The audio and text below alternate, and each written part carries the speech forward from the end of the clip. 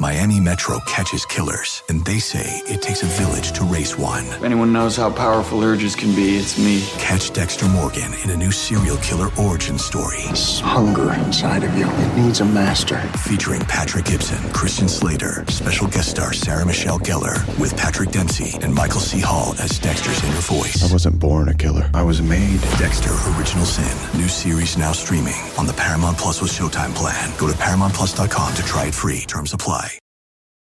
The first ever Kia K4 seamlessly combines bold style and advanced tech. With striking star map LED headlights and an available panoramic display, the Kia K4 delivers design and function. The available surround view and blind spot view monitors can help provide added confidence. Plus, Sirius XM comes standard, bringing you closer to what you love. The Kia K4 balances aesthetics and innovation. Learn more at kia.com/K4. Surround view and blind spot view monitors may not detect all objects around or behind the vehicle.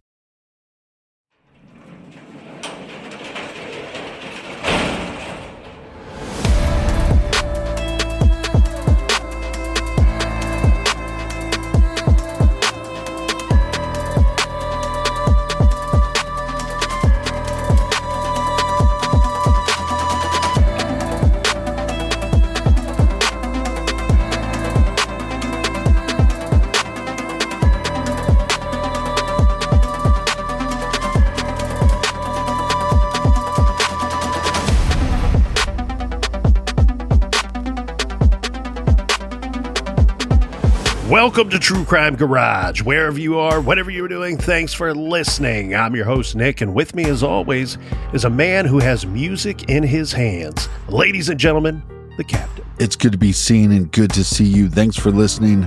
Thanks for telling a friend. This week, we are very happy to be featuring Buckeye Lager. This is the special Harvest Edition Buckeye Lager.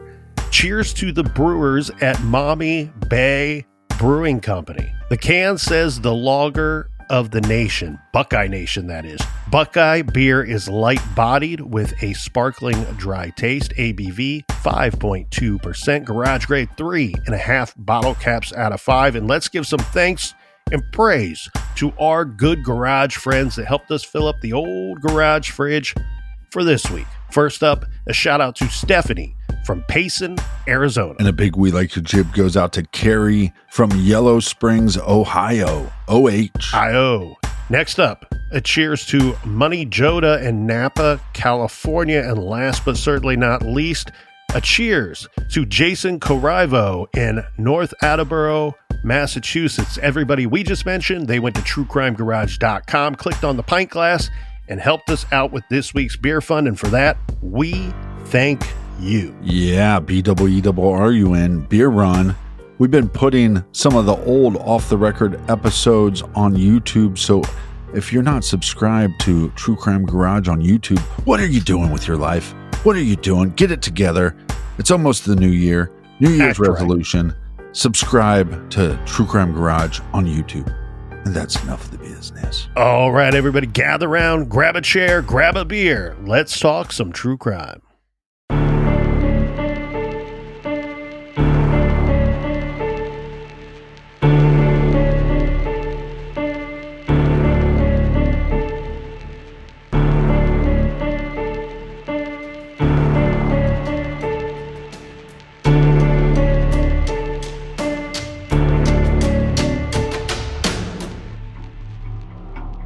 Parkersburg, West Virginia. A young woman goes out for some late-night bar hopping. As the night goes on, she becomes more and more inebriated. She finds herself without her purse, her phone, or her wallet. But a friendly Good Samaritan comes to the rescue and offers her a safe ride home. However, she has never been seen since. This is True Crime Garage, and this is the case of Gretchen Fleming.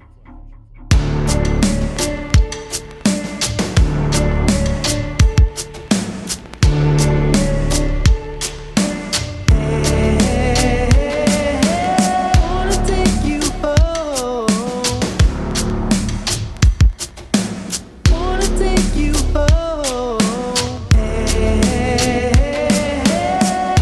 Gretchen Eve Fleming was born in Warrenton, Virginia on Christmas Eve. That's December 24th, 1994. I'm making a guess here, but that could be why her parents chose the middle name Eve for their Christmas Eve baby.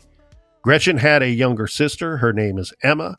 But when the girls were young, their parents split up. It's unclear why their mother did not seem to be involved, but their father, David, raised the two girls in Parkersburg, West Virginia. David remarried a woman named Jennifer, who brought 3-year-old twins into the family, and David and Jennifer had a child of their own. The family now numbered 7, with Gretchen being the oldest of those children. Gretchen graduated from Parkersburg High School in 2013 and went on to Marshall College in Huntington, West Virginia, as well as some schools in North Carolina. She apparently studied political science at William Peace University and also attended Shaw University there. After college, she lived in Raleigh, North Carolina, but things weren't as rosy as they should have been for a young woman in her mid-20s living and working independently. When our story begins in December of 2022, Gretchen is 27 years old and had returned home to West Virginia. She had experienced a recent breakup of a year-long relationship in North Carolina. Then there was this, and this is some very rough stuff here, Captain. Gretchen was, in a way, reunited with her bio mom, but this was when her mother became very ill. Gretchen tried to take care of her mother. She, at this point, due to the divorce, is the next of kin. And because she's an adult, she is going to have to make the very tough decision that very few of us are even somewhat equipped or prepared to make. She was in charge with the decision to take her mother off of life support. Needless to say, it was a traumatic time for Gretchen, and those who knew her described her as a bit lost. Back in Parkersburg, she moved in with her father, David's mother, and dad. This is Louise and Phil Fleming. This is in Vienna because David and Jennifer still had 4 kids at home, and it was, I'm sure, a little chaotic in the household with a child-centric lifestyle and household. I'm sure a young woman in her mid-20s is not going to love that setup. So she's living somewhat out on her own, if you will, but technically with David's mom and dad, her grandparents. Now, Vienna is right next door to Parkersburg, so to speak. It's just a short drive north from Parkersburg. Gretchen was basically hitting the reset button on life and trying to figure out what to do with her young adult life. She was considering being a flight attendant, but in the meantime, she was working at an H&M store. This was located at the Grand Central Mall. She didn't drive, as she had no driver's license. So her grandparents, her friends, and Ubers and Lyfts drove her practically everywhere. Gretchen was definitely the moody artist type. Her Facebook page shows a soulful-looking, slender young brunette with huge dark eyes and quite a few selfies. But her profile photo is a cat. Gretchen was described by those who knew her as a musician, a writer, someone who made a statement with her clothing and hair, who didn't look like everyone else. She was creative, smart, well-traveled, and educated. Her father told WTAP that Gretchen was very unique. She loved her fashion, and she was a thrifty fashion girl. Yeah, very artistic, and it seems like she put that not just into songwriting and music, but she also put that into her own personal style. Gretchen was about 5 foot 1 inches tall and 110 pounds. She was quiet, but not a wallflower or doormat type. This from West Virginia Metro News, quoting her father, David, quote, "She went to Washington, D.C. for the Women's March when she attended Marshall University. She sent me one picture. She was on some kind of stage with Marshall with a megaphone talking to the crowd. She wasn't afraid to stand up for what she believed in, end quote. And Gretchen's grandmother, Louise Fleming, said her granddaughter had been living with her and her husband in Vienna for the past 6 months leading up to her disappearance. Gretchen, Louise said, was a joy to have in the house. She brought new life into the older couple's lives. Gretchen came and went, spending a lot of time at work or with friends, but most of her childhood friends were gone from the area by this time, having moved away. She was meeting new people, not a lot of them whom were known to her family. Now, I want to hone in on something real quickly here before we move into the days and events in question. From that statement from grandmother Louise, she's saying, when she says Gretchen came and went, what she meant was not that she came to live with us and then she left. Right. What she's stating is that because of Gretchen's age and because of the rules of their household, Gretchen was free to come and go as she pleased, with the exception of this. Like, there was a cutoff time, not necessarily a curfew. She didn't have to be home. It was just, if you're going to arrive after this hour, just stay with your friends. You know, these are folks that didn't want to be, don't wake us up in the middle of the night when you're coming and going. And this was something that was pretty regular, as we will see when we go through our timeline here.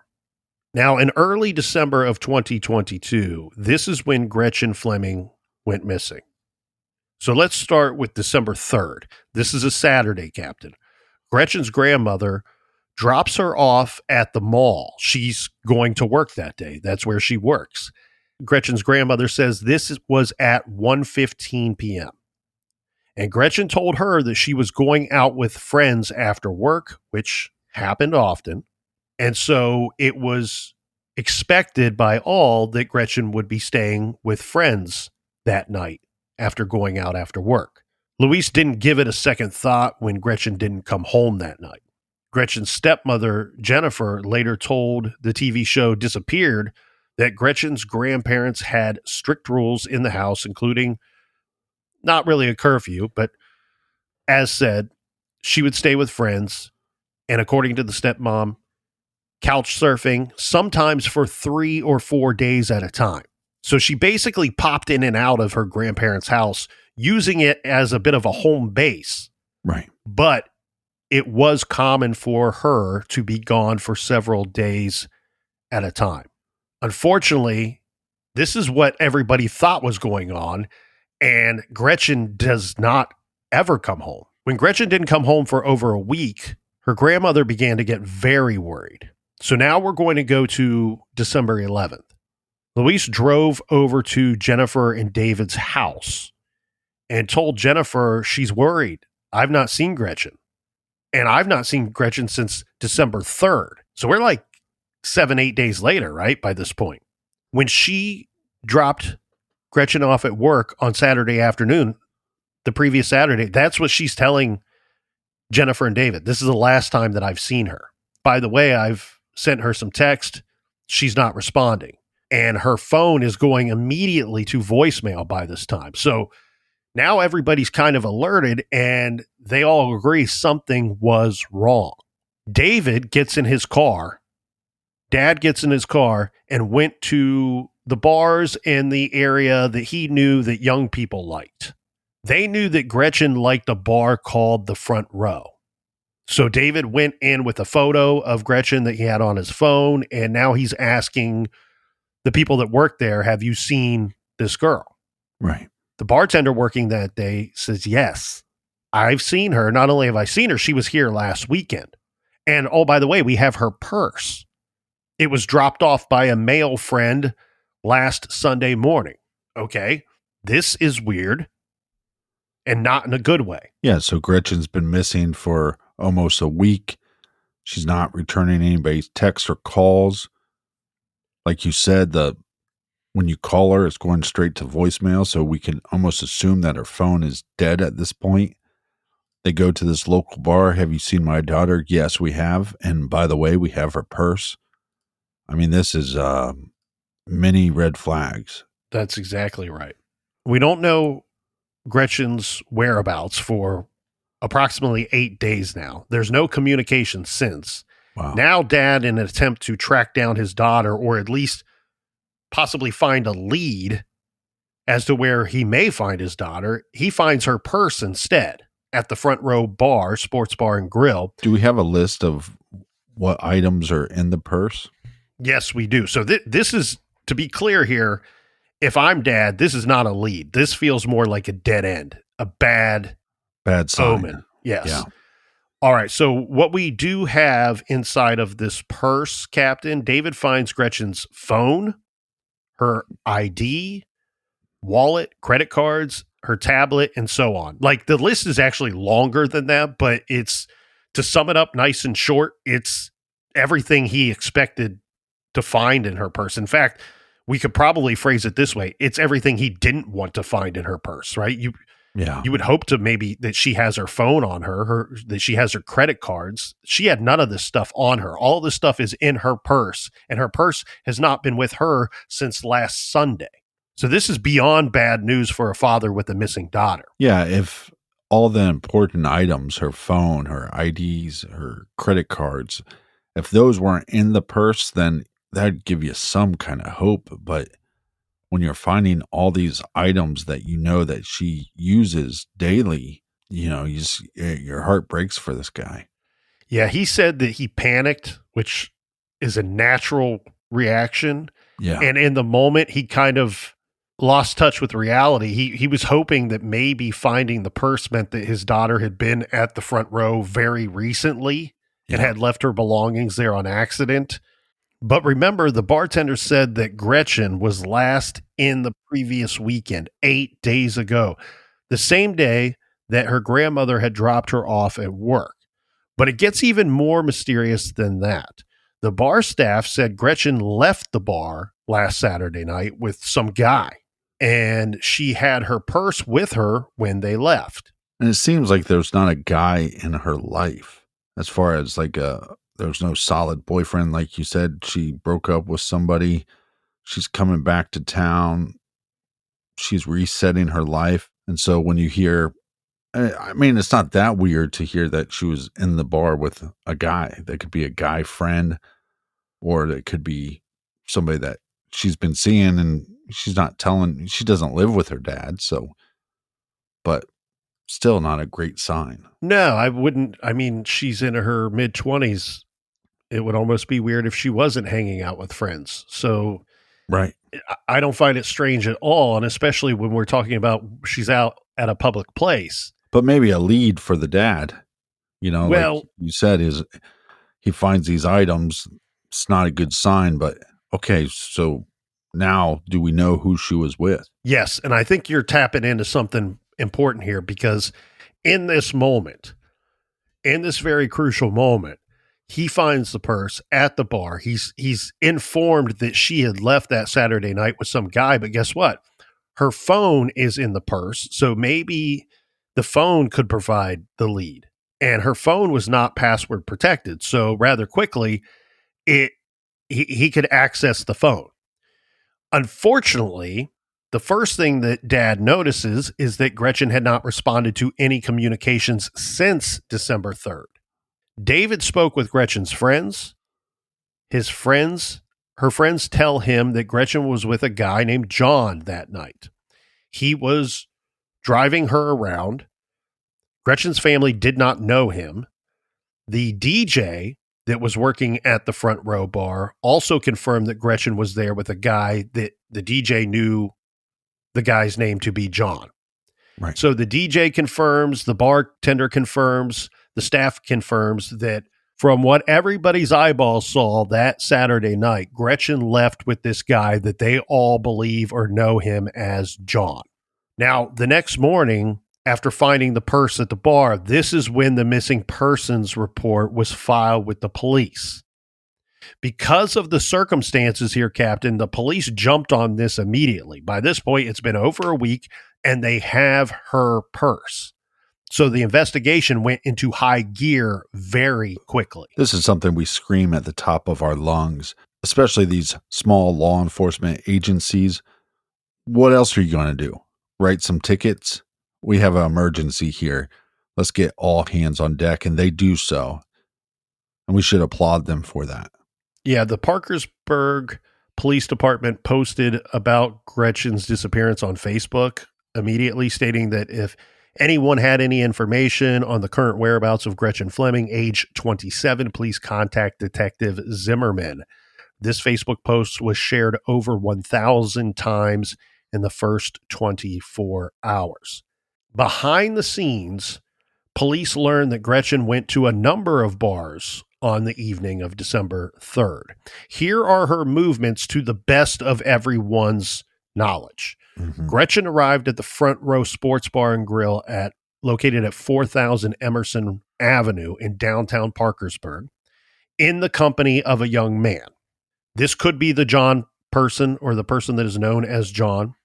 According to two female employees at the Front Row who went to high school with Gretchen, this is helpful because these are people that actually know her. Yeah. And so you're not getting some strangers going, yeah, I think I saw that young lady. These two female employees are telling police and the family Gretchen was regularly in the establishment. It was said that Gretchen was at the bar with a male friend until about 11 p.m. when they left together. Gretchen's family said on the show Disappeared, the guy named John and Gretchen headed to a bar called My Way for some karaoke, some late night karaoke. Not my thing, but I'm not a hater either. If you want to sing some T Swift or some Blackstreet, I'm down. Oh, if it's late enough, baby, it is my thing. I'll hit you with I'll hit you hardcore with some Billy Idol. There you right go. To the face. So this bar, the My Way I shouldn't define it as a karaoke bar. I've never been there, but that's what they went there for, is what we're told. And remember, Gretchen is a musician. She's likes to perform, and so this makes a lot of sense, right? She's into karaoke. This bar is located at 501 Julianne Street in Parkersburg. Now, when this John fella learned that Gretchen was missing, he contacted the Parkersburg police to help them fill in some of the blanks about this night in question. So this is helpful, right? Where somehow this information gets back to this John character. Might have been the Facebook post, might have been any of these employees or staff at these two establishments, but somehow this information gets to John rather quickly that she's missing. Well, I guess it's a positive thing that he finds you and you don't have to find him. But we've seen in other cases that doesn't mean much. But now we have made contact with John so we can figure out who John is and is he involved in her disappearance. And even if he's not, right, he could likely provide some information because you're looking for a breadcrumb trail, right? And right now the breadcrumb trail led to John. And then we learned from other people that, oh, well, that John person and Gretchen went to this other bar. So now your breadcrumb trail takes you to the My Way bar. Now this dude's calling you. He's reaching out to police. And so you're hoping to get some more information. So to fill in some of the blanks here, John tells police that he and Gretchen, he was the one that was with her at the Front Row.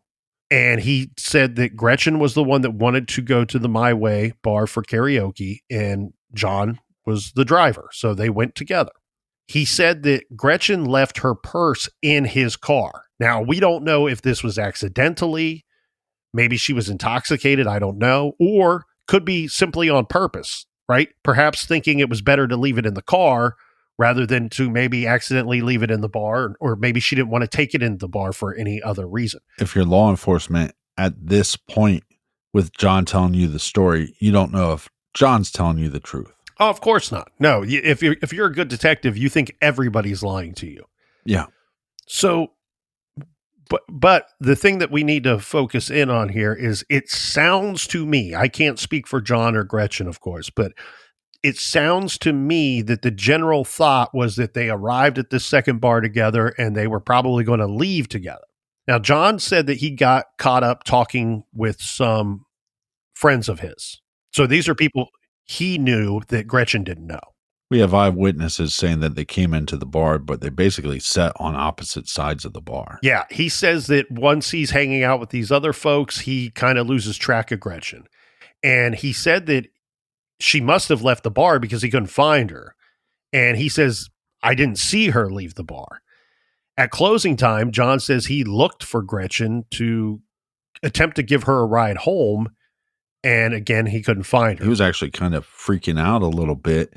And all he can think is, well, at some point I went to the restroom, and when I came back out, I never saw her after I came back from the restroom. And in fact, one thing that we know that is backed up by some of the security camera footage in the area is that when he's looking for her, he not only appears to be looking for her in the bar, but he goes outside. He looks around for her out there. She's nowhere in sight. And he actually went to other bars or other places very close within walking distance to see if maybe she was there as well. He never finds her that night. Now, let's fast forward to the next morning, where on Sunday, December 4th, John turned Gretchen's purse into the bartender or the owner of the Front Row bar. Now, this was verified by several employees. So he left her purse at the Front Row. He tells police, look, I know that she goes there on occasion. I don't know her. I have no way of getting in touch with her. I mean, she doesn't even have her phone. He simply said, my thought was that she would be at this bar before I would have an opportunity to get in touch with her.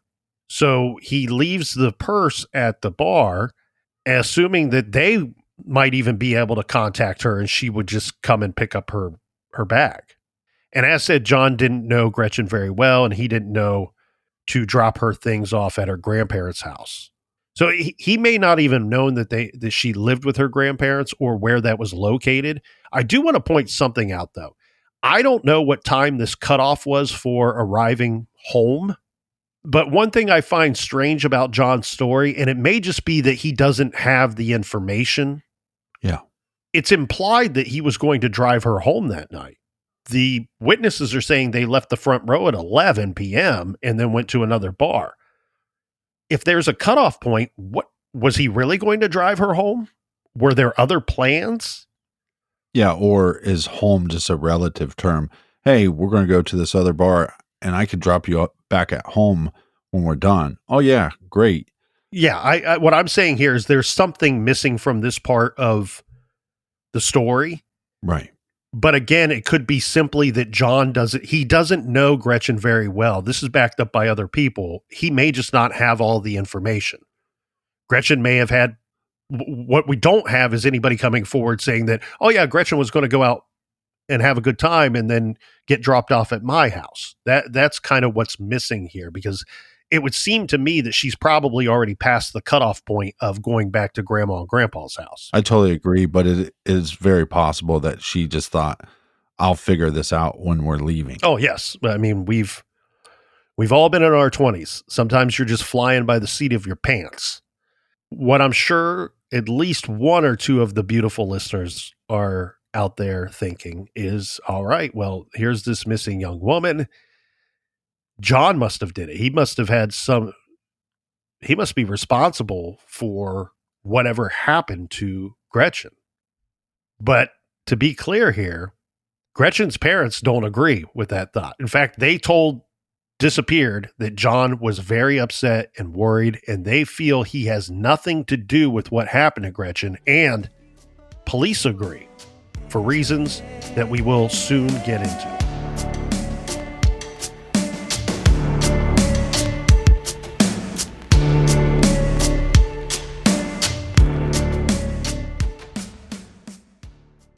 If you ever worry about the safety of your home and family, there's no better time to act. Right now, SimpliSafe is extending its massive Black Friday deal for our listeners. Get 50% off a new SimpliSafe security system.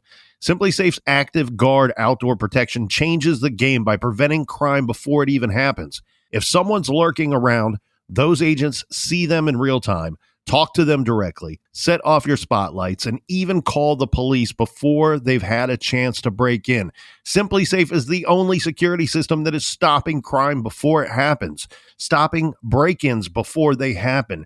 Get peace of mind. Do what I did. I love SimpliSafe. This is the best security system that I have had, and it was one of the easiest things that I have ever installed. SimpliSafe is extending its massive Black Friday deal for my listeners. This week only, you can get 50% off any new system with a select professional monitoring plan. This is your last chance to claim their best offer of the year. Head to simplysafe.com/garage. That's simplysafe.com/garage.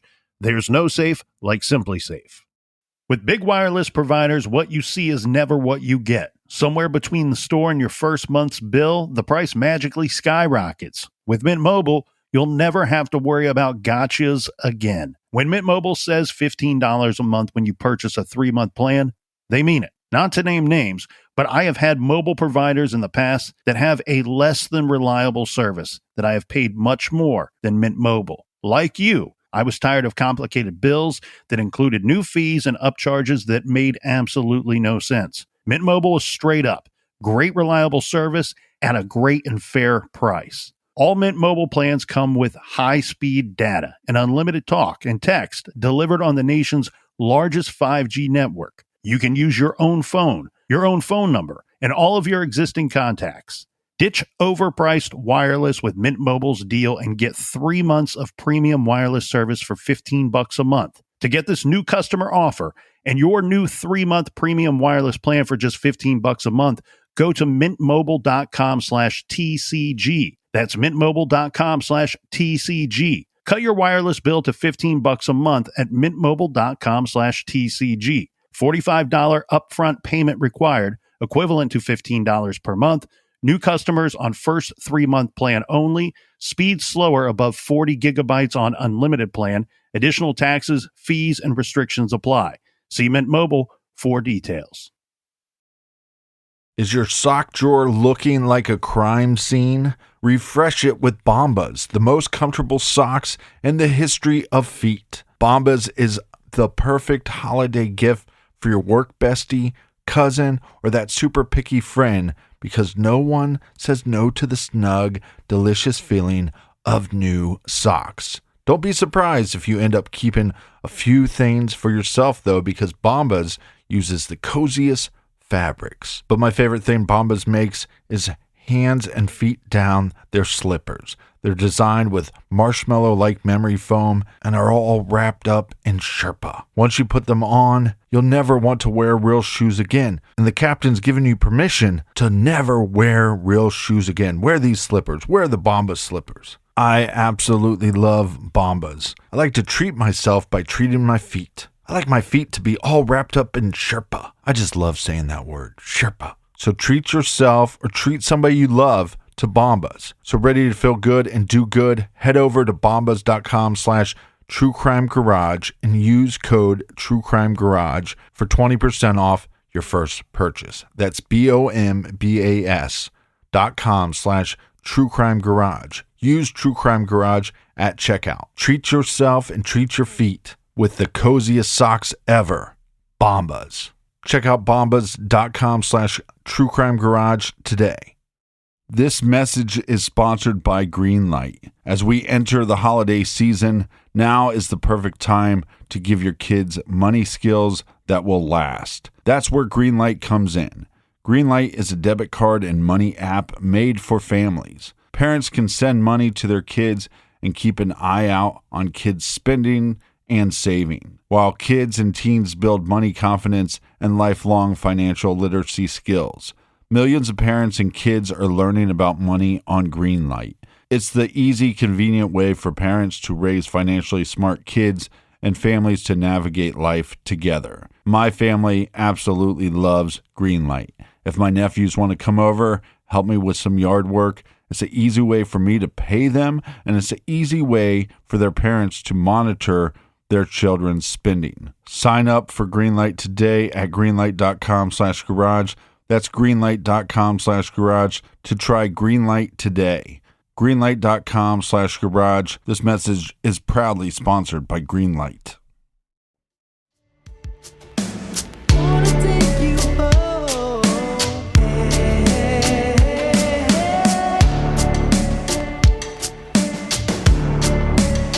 All right, we are back, you filthy animals. Tall cans in the air.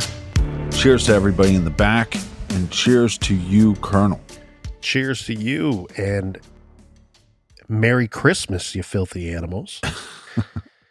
So Keep this the is change. Yeah, keep the change. This is from News Nation. Now, again, we have that delay in when she is last seen to when she's reported missing. And from News Nation, it says, quote, authorities were not concerned about the delay in reporting. She was close with her family, says Parkersburg Police Chief Matthew Board. Right. Sometimes you just go a few days without speaking to family, so they didn't really feel it was strange. But the delay in reporting was, of course, disastrous for what would end up being a missing persons investigation. Yeah, but we have a couple things working for us, a couple things working against us. The thing working against us, and this happens with any young adult, they're not in constant contact with their family. They don't have set schedules. I mean, if she's working at H&M, she probably doesn't have a Monday through Friday schedule. So their schedules are constantly changing. So it's really hard unless she was supposed to be somewhere and didn't show up. And that's my big question is, people can question the family and go, well, why did it take you so long to report this? But my question would be for her employer.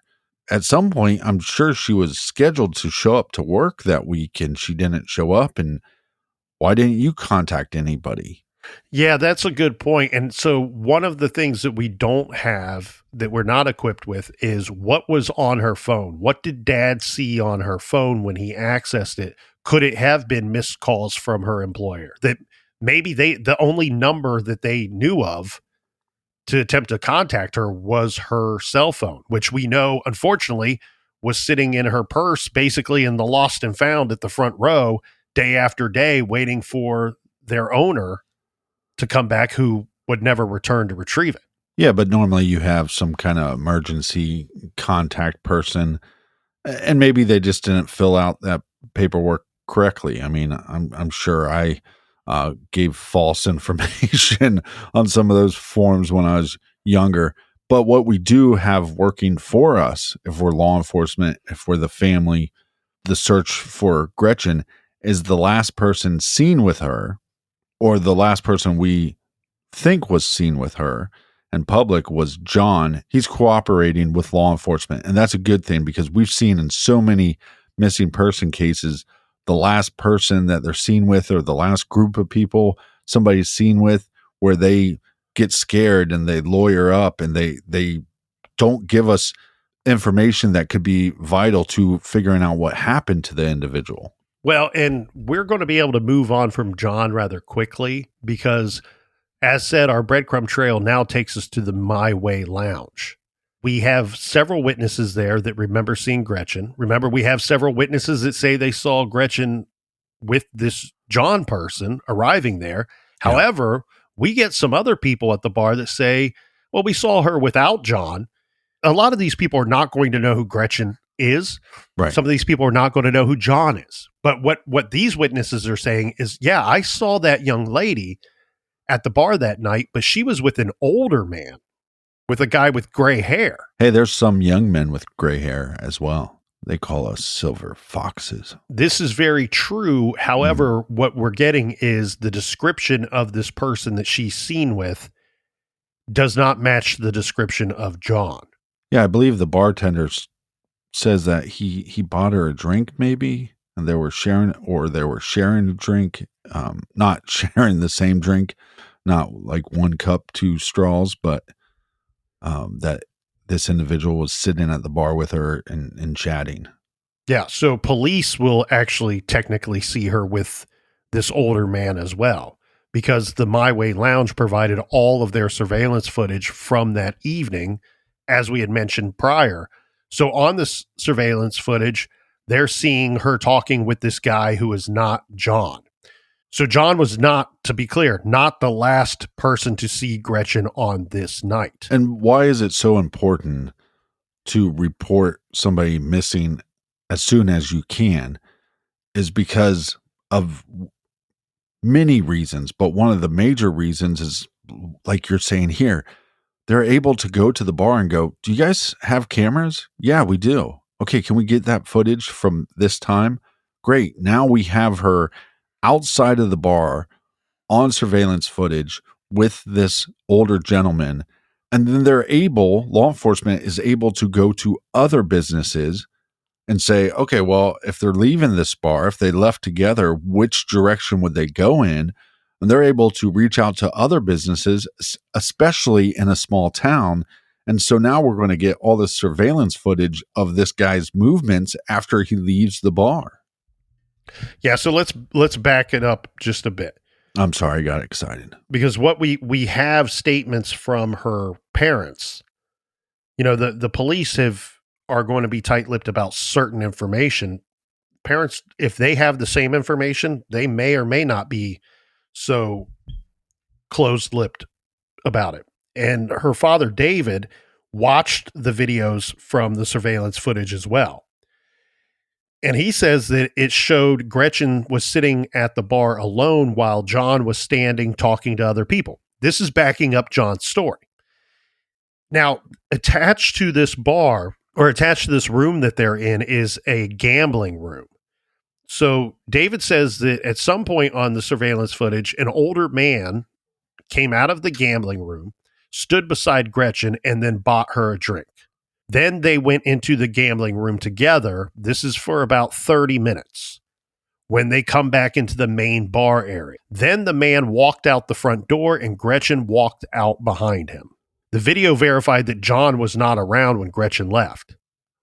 Yeah, I believe he was in the bathroom. Shortly after that, the bar closes, and then John has to leave, this without Gretchen. Detective Zimmerman actually appeared on the Disappeared TV show talking about the case. He said that the video footage they obtained showed the man and Gretchen leaving through the front door with her following behind him at approximately 03:10 hours on December 4th.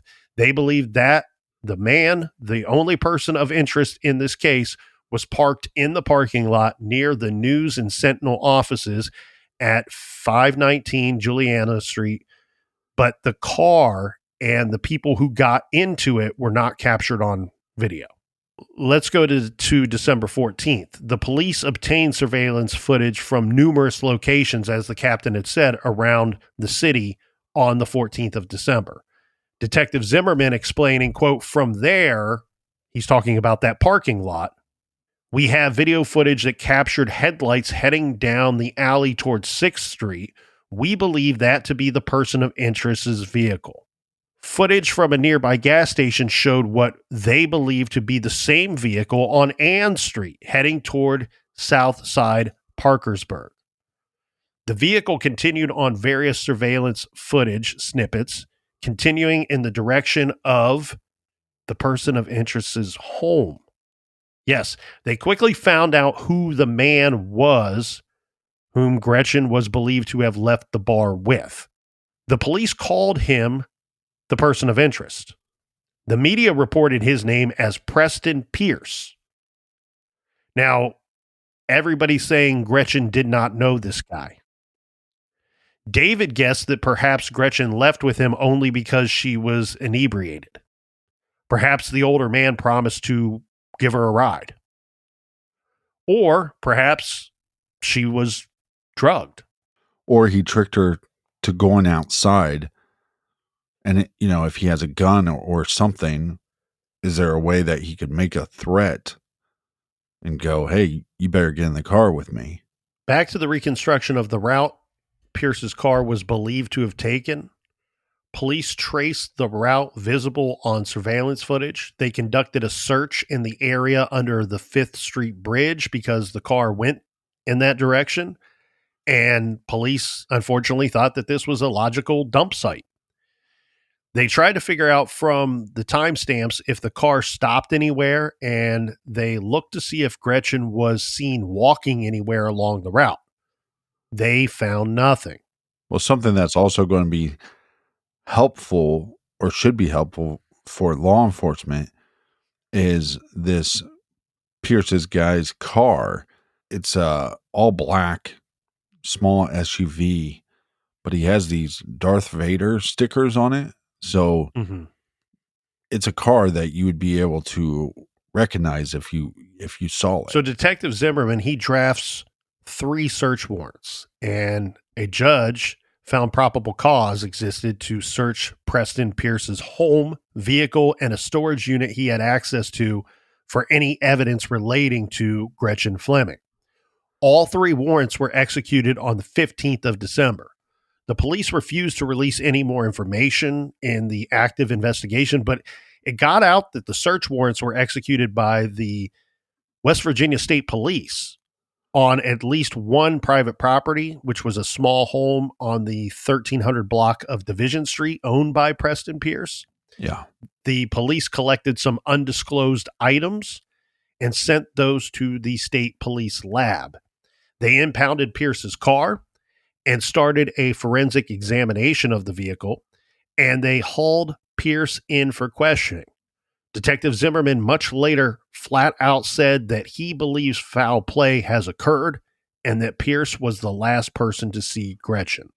Yeah, one of my first questions when reading about this case is, do we have any eyewitnesses that saw them together going into his house? And if not, does he have a garage that's connected to the house that you could, pull in the garage, shut the garage door, and then walk into the house and nobody would have seen her? But he has no garage on the house. But I also think what makes this difficult is if you just look at the footage of the house in this guy's backyard, the backyard's a bunch of woods. I mean, that's dumping grounds in itself. Yeah, most certainly. While all of this is going on, of course, we have her family and all the people that loved and cared for Gretchen. So they organized vigils and prayer meetings, gathering to pray that Gretchen would be found safe. Dateline spoke with Gretchen's father. This was on Friday, December 23rd, one night before Gretchen's 28th birthday. He said, quote, "We love her. Something happened to her. I don't know what to say. Tomorrow would be her 28th birthday, which will be hard. She's an amazing little girl. I just want her home." Gretchen did not come home for her birthday. And then on December 29th, police announced that they had a person of interest. They did not call him a suspect and did not release his name. On that same day, Dateline spoke with Parkersburg Police Chief Matthew Board, who provided an update on Gretchen's case, saying, "We have a person of interest that we believe has information in regard to this case pertaining to Gretchen. This person we know was at the My Way Lounge the evening that Gretchen was there, and we have cause to believe Gretchen left with this person." Gretchen's father, David, told Dateline that the community had been extremely supportive of their family during this very tough time. He said he was also extremely grateful to Detective Zimmerman, who was working around the clock on Gretchen's case. So this part here to me is rather interesting because it's a little bit of a different statement coming from the Parkersburg police. This is from Fox Digital News. Now, keep in mind what we have going on at this time. This might be a little unclear for some of the listeners, so maybe we should clear it up here, Captain. Yeah. The police have identified Preston Pierce as their person of interest. They decided not to release his name to the media. But at some point, what is happening in this case is the media gets this name out, somehow figures out the name. It's probably not very hard, right? If you know that they're executing a search warrant, you get that documentation. I think somebody at the bar knew him or knew of him, and so then that gets out to the media. But this guy is strange. Yeah, so this bit of information from the police, as said, is a little bit different because it takes it a step forward where they've not announced his name yet to the media. But this is a direct statement from Police Lieutenant James Stallnacher. So Lieutenant Stallnacher says, quote, "He is a person of interest in this investigation. We know she left with him. We believe that she traveled back to his residence with him. He's given inconsistent statements." It turned out that in his interview with police, Preston Pierce admitted that Gretchen had been in his vehicle on the night in question, but then he stopped cooperating with the investigation.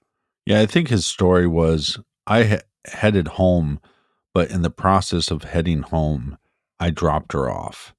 Yeah. And I think he was very unclear, or maybe even claims, I don't remember which part of town that I dropped her off. And like I said, we have surveillance footage. So we know that his car was heading in the direction of his house from the bar. We don't have every second of his traveling back to his house on record. So it's possible, and law enforcement knows it's possible, that he could have just stopped at a stop sign and she said, okay, let me out here. None of that makes any sense, because why would you leave your purse behind? Why would you leave your phone behind? And that's why I question, was there some ruse or some threat or some way that he got her into the vehicle? Because I just don't think, even if she was intoxicated, I don't think she would leave her purse and her phone, and it just doesn't make a lot of sense. Yeah, but I could line up 100 people for you rather quickly who have had enough drinks to leave a bar without their credit card, or leave a bar without their cell phone, or their coat, it is possible, or their keys. So it may be as simple as she left the purse in the other man's vehicle and totally forgot all about it by the time she's leaving this bar at 3 a.m. Yeah. Now, here's the very difficult thing. Let's go inside the investigation and get into the heads of the detectives here, and really break this down and explain it to the public how difficult this job can be. A lot of times you are in a catch-22 situation, and I believe the detectives, unfortunately, were in a catch-22 situation here. Why? Because if this is my case, you're trying to figure out, what do I do here? Do I go and I've identified this person. Do I go and try to get a statement from him and then move forward with these search warrants? Or do we try to catch him so that he doesn't know that we've identified him before he can get rid of any evidence and just execute the search warrants? Right. Okay. Why is that important? Because of this next bit. Remember, once he's brought in, he admits that, oh yeah, I gave her a ride that night. His statement is that I dropped her off at a location in downtown Parkersburg. Now, he named, according to the information I have, he named the location, but police have not released it. The part here, though, that I want to hone in on is, this is why it's a catch-22, Captain. Because Pierce admitted he gave Gretchen a ride that night. So on one hand, he puts himself as the last person known to be with her, or potentially, which is not good for him. However, on the other hand, this provides an explanation for why evidence of her presence in the vehicle might be found in his vehicle. So if you have no statement, the problem for the detectives is this. If you go and get the statement from him first, you've now clued him in that you're looking at him, and if he needs to get rid of evidence, he may have that opportunity. If you execute the search warrant without getting a statement, well, now he knows that, well, you're probably asking him some questions that you may already know the answers to. Thus, I will admit that she was in my car, but I dropped her off somewhere. Where before you might have been able to catch him with the statement of, yeah, I've never seen that girl before in my life. Right. And then you go, yeah, but we found her hair in your vehicle. So explain that. Well, on this Preston Pierce, this is what they say. He has a dubious reputation and unsettling demeanor. This guy was known as a local creep. Yeah, that's the general consensus. So the vehicle was processed by police. Some things that the captain was talking about earlier, we'll give a little detail here. It was a black Nissan Rogue with matching Darth Vader stickers in the mini triangular rear passenger windows, and an oval OBX sticker on the right rear near the top of the back window. The plate holder was a Pittsburgh Penguins frame. This is from The Sun. Quote, police are asking all residents in the area to review home surveillance footage for a vehicle that has been connected to Fleming's disappearance. They believe the vehicle may have traveled through the Parkersburg area between the early morning hours of December 4th to noon on December 5th. Well, and this is very troubling to me because if you're asking the public for help and you're saying specifically, here's the description of the vehicle. Does anybody have any information, specifically surveillance footage, Ring doorbell camera, Simply Safe home security camera footage of a vehicle matching this description traveling between the early morning hours of December 4th to noon on December 5th? If you're giving me that time frame, Yeah. that means they have something that's telling them that whatever was done to Gretchen was done by the 5th of December. Correct. Again, 3 a.m. on the 4th to noon on the 5th is a significant 33-hour window in which Preston Pierce had plenty of time to get rid of anything that he may need to dispose of. A 33-hour window to hide, conceal, bury, burn the evidence. Later, police returned to Pierce's home with a second search warrant looking for unspecified evidence. They did not specify whether anything was collected with this second search warrant. So by the 31st of December, Chief Board told WCHS-TV things have been collected as standard, sent to the state laboratory for analysis, and just awaiting results there. That's commonplace in a lot of investigations, and when that comes back, hopefully that provides fruitful. But in the meantime, this is not a waiting game. Our detectives are still following leads because, as I keep reiterating, the community really stepped up. The leads, the tips, the info, the phone calls, the Facebook messages, the emails, every one of them is getting vetted. The agency was also reaching out to other law enforcement agencies at this time throughout the state, sending missing persons bulletins and so on.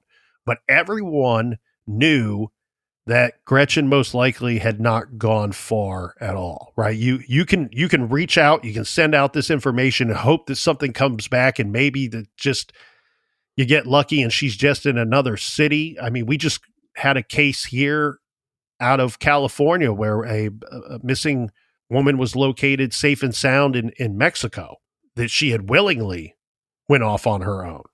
But by the 1-month anniversary of Gretchen's disappearance, Chief Board gave an on-camera interview with WTAP saying, I just want to reassure the community that the Parkersburg Police Department is dedicated to helping Gretchen and Gretchen's family. And just because we are not releasing some aspects of information that some people would like does not mean that we don't have information. That does not mean that we are not actively and aggressively pursuing the case. But while looking for Gretchen, we also have to protect the integrity of the investigation.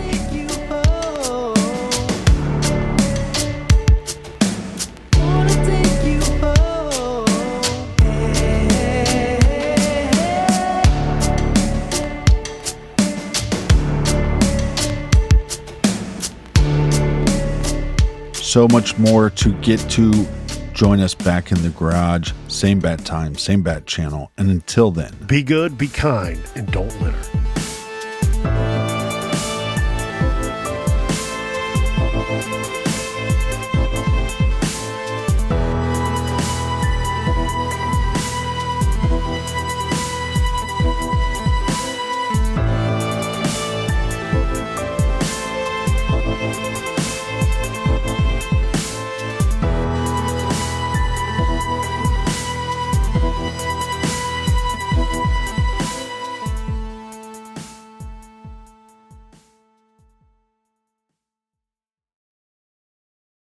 Miami Metro catches killers, and they say it takes a village to race one. If anyone knows how powerful urges can be, it's me. Catch Dexter Morgan in a new serial killer origin story. This hunger inside of you, it needs a master. Featuring Patrick Gibson, Christian Slater, special guest star Sarah Michelle Gellar, with Patrick Dempsey and Michael C. Hall as Dexter's inner voice. I wasn't born a killer. I was made. Dexter Original Sin. New series now streaming on the Paramount Plus with Showtime plan. Go to ParamountPlus.com to try it free. Terms apply.